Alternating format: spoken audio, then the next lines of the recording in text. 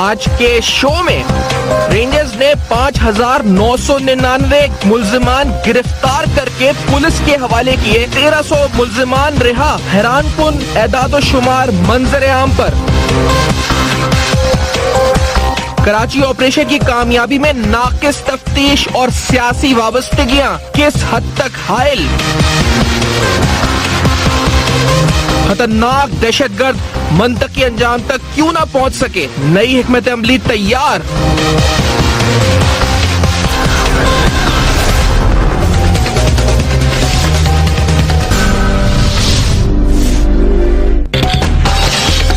अस्सलाम वालेकुम। पसे पर्दा हकाइक सनसनीखेज इंकशाफात प्रोग्राम बेनकाब और मैं हूं आपके साथ सैफान खान। इंतहाई अहम मामला और जिसका ताल्लुक हम सबके जानो माल और सबके हमारे तहफ़्फ़ुज़ से है। जो कराची ऑपरेशन जारी है इसके कुछ एदादो शुमार हम तक इस वक्त पहुंचे, जिन एदादो शुमार के मुताबिक रेंजर्स ने जहां लगभग तकरीबन 6,000 लोगों को गिरफ्तार किया और गिरफ्तार करके फॉर्मली बुक करके उनको पुलिस के हवाले किया ताकि प्रोसिक्यूशन हो सके, उसमें से तकरीबन 1300 अफराद जो मुल्जिमान थे और जिन पर संगीन नौयत के दहशतगर्दी के इस वक्त इल्जामात थे, वो 1300 अफराद जो है वो छूट गए।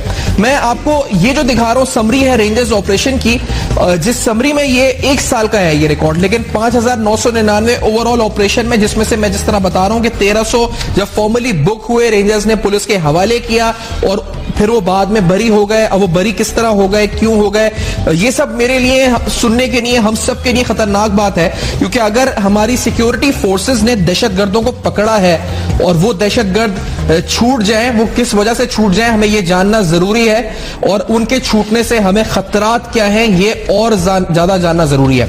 1 साल की समरी अगर मैं आपको दिखाऊं, 2,410 ऑपरेशंस में तकरीबन 4,074 जो सस्पेक्टेड कल्प्रिट्स हैं वो गिरफ्तार हुए, जिनमें से तकरीबन 2,198 को फॉर्मली बुक करके, फॉर्मली बुक मतलब फॉर्मली चार्जशीट बना के इनको पुलिस के हवाले किया गया, जिसमें 890 दहशतगर्द, 270 टारगेट किलर्स, तकरीबन 100 भत्ताखोर और 50 के करीब किडनैपर्स। और इनके पास असला कैसा खतरनाक, G3 rifles, machine guns, LMGs, rocket launchers, IEDs, explosives, ये सब इनके पास।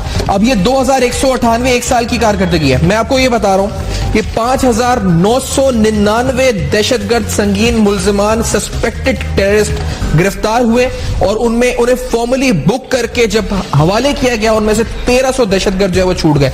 मैं सिर्फ एक ग्लिम्स आपको दिखाता हूं, मैं अभी नहीं, लेकिन मैं सिर्फ ये बता दूं आपको कि जब हम बात कर रहे हैं प्रोसिक्यूशन की और हम कह रहे हैं कि एक मुल्जिम को फॉर्मली बुक करके और वो दहशतगर्द है, वो खतरा हो सकता है मेरी और आपकी जानों के लिए, हम पुलिस के हवाले किया जाता है पर प्रोसिक्यूशन होती है, तो किस तरीके से ये हो सकता है कि वो पुलिस उसे छोड़ दे या फिर किस तरीके से हो सकता है कि वो बरी हो जाए। मैं इसकी सिर्फ एक मिसाल आपको सामने रख रहा हूं। ये मिसाल बहुत हाई प्रोफाइल है और ये मिसाल का ताल्लुक है डॉक्टर आसिम केस से, लेकिन ये मिसाल कुछ दिन कबल हमारे सामने आई थी, जिसके अंदर डॉक्टर आसिम केस में जो DSP अल्ताफ हुसैन थे, जिन्होंने रिपोर्ट सबमिट की थी, जिस रिपोर्ट की बुनियाद पर डॉक्टर आसिम पर दहशतगर्दी की दफात खत्म कर दी गई थी, फिर अदालत ने उस रिपोर्ट को रिजेक्ट कर दिया था। ये एक मिसाल है, ये सामने आपके मौजूद है, ये रिपोर्ट है और इसमें मैं नहीं कह रहा कि सारे केसेस में ये हुआ होगा, लेकिन ये एक केस ऐसा है जिसके अंदर मैं मजीद डिटेल में जब आऊंगा तो आपको बताऊंगा पढ़ के भी कि जो रिपोर्ट DSP साहब ने बनाई थी, अल्ताफ हुसैन साहब ने, वो आया प्रेशर है बनाई थी, जान का कोई खतरा था उनको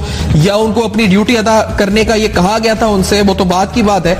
लेकिन मिसाल के तौर पर रिपोर्ट नंबर 173 आप जो इस वक्त देख रहे हैं स्क्रीन पर, इस रिपोर्ट के अंदर अजीब अजीब बातें इन्होंने लिखी और जो पहले आईओ ने तफ्तीश की थी उस पूरी तफ्तीश को इन्होंने रद्द करते हुए ये तमाम दफात जो दहशतगर्दी की एंटी टेररिज्म एक्ट के तहत डॉक्टर आसिम पर लगाई गई थी वो सारी की सारी खत्म कर दी थी। ये एक मिसाल है, ये this is one example only, क्योंकि मैं बता रहा हूं 5,999 तकरीबन 6,000 टेररिस्ट, इनमें से 1300 जो है वो छूट चुके हैं। और इस अहम मौजू पर मैं कवानीन के हिसाब से भी बात करूंगा, मैं सिक्योरिटी खतरात के हवाले से बात करूंगा और मजमूई तौर पर हमारी हिकमत अमली यहां से क्या होनी चाहिए ये सवाल भी उठाऊंगा। इस ब्रेक के बाद हमारे साथ एक पैनल भी मौजूद होगा और मैं जिस तरह कह रहा हूं ये एक मिसाल है, जिस रिपोर्ट को हम कुछ दिखाएंगे भी आपको झलकियां। इस ब्रेक के बाद बेनकाब देखते रहिए।